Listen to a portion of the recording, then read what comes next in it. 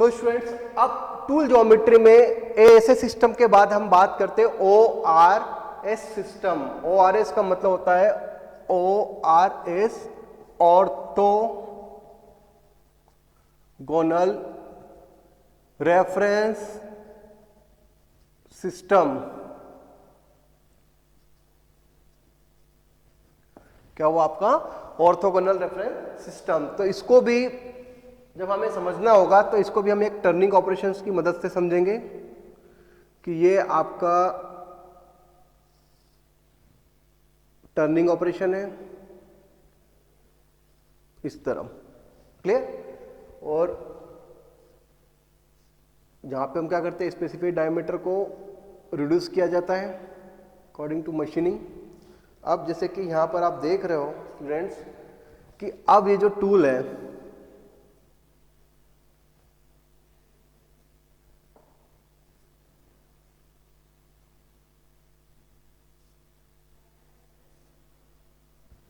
ठीक है।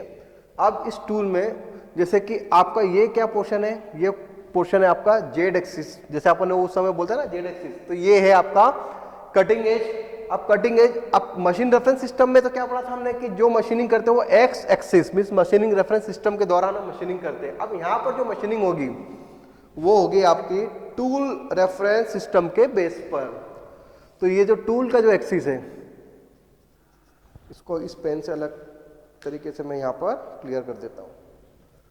ये हो गया आपका एक्स एक्सिस। कौन सा एक्सिस हो गया?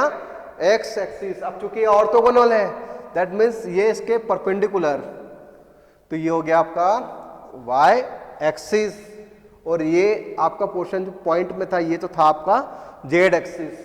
सो अब यहां पर जो मशीनिंग होती है, ठीक है, पहले हमने जो रेफरेंस सिस्टम लिया था वो क्या लिया था? Machine reference system. बट अब यहां पर जो रेफरेंस सिस्टम होगा वो होगा टूल रेफरेंस सिस्टम। क्या होगा? टूल रेफरेंस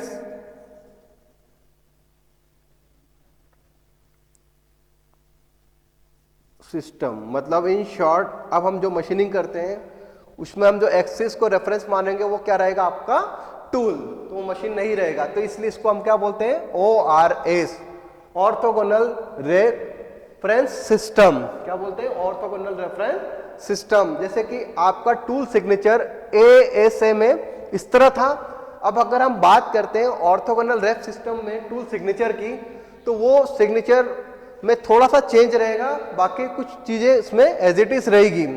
ठीक है, तो वो मैं आपको बताना चाहूंगा। तो इसमें भी वही चीज, अगर मैं बात करता हूं रेक की, तो यहां पे आपने रेक में क्या देखा था कि इसको देखा था कि ये बैक रेक एंगल। अब ऑर्थोगोनल सिस्टम में जो बैक रेक सिस्टम या बैक रेक एंगल जो है उसका नाम चेंज होकर क्या हो जाएगा? उसको आप इस तरह बोलोगे इंक्लिनेशन एंगल। क्या बोलोगे इसको? Inclination angle. तो ऑर्थोगोनल बैक रेक एंगल में आपका ये क्या होता था? अल्फा बी होता था।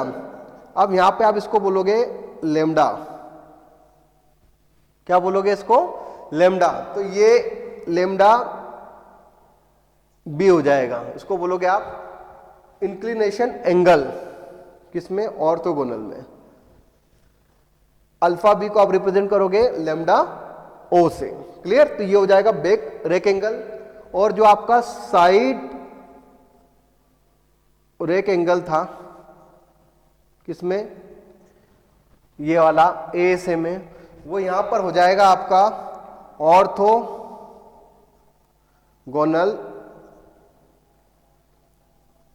Rake angle. और इसको रिप्रेजेंट करोगे आप अल्फा ओ से। क्लियर? तो चेंज क्या आ रहा है? जो बैक रेक एंगल में अल्फा बी था वो यहां पर इंक्लिनेशन लेमडा हो जाएगा या लेमडा ओ हो जाएगा। और जो साइड रेक एंगल में अल्फा एस था वो यहां पर कितना हो जाएगा? अल्फा ओ। क्लियर? और अब अगर हम बात करें रिलीफ या क्लियरेंस या फ्लैंक एंगल, तो वहां पर कितने थे? एंड क्लियरेंस एंगल और साइड क्लियरेंस एंगल। तो वहां पे हमें पर्टिकुलर एक कॉमन लेना है। वहां पे हमने कॉमन नहीं, यहाँ अलग अलग लिया था, एंड क्लियरेंस एंगल लिया था और साइड क्लियरेंस एंगल लिया था, और यहाँ पर जो हम लेंगे वो होगा आपका ऑर्थोगोनल क्लियरेंस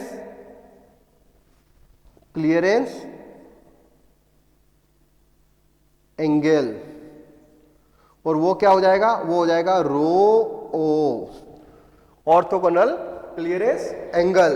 बाकी जो दो एज ये आपका है कटिंग एज एंगल और साइड कटिंग एज एंगल, उसको आप एज इट इज लिखोगे तो वो क्या हो जाएगा आपका, ये हो जाएगा एंड कटिंग एज एंगल, वो हो जाएगा आपका फाई ई, और साथ में इसके बाद नेक्स्ट नीचे वाला मैं इसको थोड़ा ऊपर लिख देता हूं, वो हो जाएगा आपका साइड कटिंग एज एंगल। अब वो कितना था आपका, वहां पे भी पाई एस था और यहां पर भी पाई एस हो जाएगा, और लास्ट में आपका होगा नोज रेडियस, ठीक है, जो कि क्या थी mm। क्लियर? तो देखो उम्मीद करता हूं कि आपको ये चीज क्लियर हो गई। तो इसकी सीक्वेंस कैसी होगी, इसकी सीक्वेंस में आपका फर्स्ट क्या होगा, ऑर्थोगोनल, मतलब मैं इसकी शॉर्ट फॉर्म लिख देता हूं। ऑर्थोगोनल को आपने रिप्रेजेंट किया था लेमडा से, लेमडा ओ से, और दूसरा था आपका बैक रेक एंगल को आपने किससे, इंक्लिनेशन एंगल। तो इंक्लिनेशन एंगल कितना हो गया आपका, लेमडा ओ या लेमडा। उसके बाद साइड रेक एंगल, यहां पर क्या था आपका ऑर्थोगोनल रेक एंगल। तो ऑर्थोगोनल रेक एंगल मतलब आपने किससे रिप्रेजेंट किया था इसको, अल्फा ओ। और तीसरा था आपका ऑर्थोगोनल क्लियरेंस एंगल, जो कि आपने इसको कॉमन लिया था इसमें, और यहां पर ये अलग अलग था और यहां पे आपने इंडिविजुअल इसको कॉमन लिया था, तो वो क्या था आपका only orthogonal clearance angle, gamma O. और फोर्थ आपका था यही एज इट इज, पहले एंड कटिंग एज एंगल जो था आपका फाई, और फिफ्थ था आपका एस, और लास्ट सिक्स था आपका mm में लिया था, जिसको बोलते हैं आप नोज रेडियस। तो देखिए अब आपका मेन काम जो है, मेन जो काम है आपका वो किससे होगा, आपका 1 2 3 और बाकी 2। तो ये आपके मशीनिंग सिस्टम में इसका यूज ज्यादा नहीं होगा, खाली ये ऊपर के 3 ये और 2 ये लास्ट वाले। तो ओआरएस सिस्टम में अगर आपके पास क्वेश्चन आए तो कितने फैक्टर है, तो वहां पर 5 फैक्टर है, और टूल सिग्नेचर अगर ऐसे सिस्टम की बात करते हैं उसमें कितने हैं, टूल सिग्नेचर में 7। क्लियर? तो उम्मीद करता हूं कि ओआरएस सिस्टम भी आपको यहां पर अच्छे से क्लियर हो गया। तो ये आपका सिंगल पॉइंट कटिंग टूल क्या होता है, इसकी ज्योमेट्री क्या होती है, इस ज्योमेट्री में एएमएस अमेरिकन सिस्टम एसोसिएशन, और फिर ओआरएस ऑर्थोगोनल रेफरेंस सिस्टम, ये सभी चीज यहां पर अच्छे से क्लियर हो गई है। तो उम्मीद करता हूं कि आपको टूल सिग्नेचर भी यहां पर क्लियर हो गया, दोनों के फॉर्म में, एएसए के फॉर्म में भी क्लियर हो गया और ओआरएस के फॉर्म में भी क्लियर हो गया। तो अब आप इसको अच्छे से वीडियो को बाद में पॉज करके देखोगे तो आपको हर एक चीज क्लियर हो जाएगी। Thank you very much.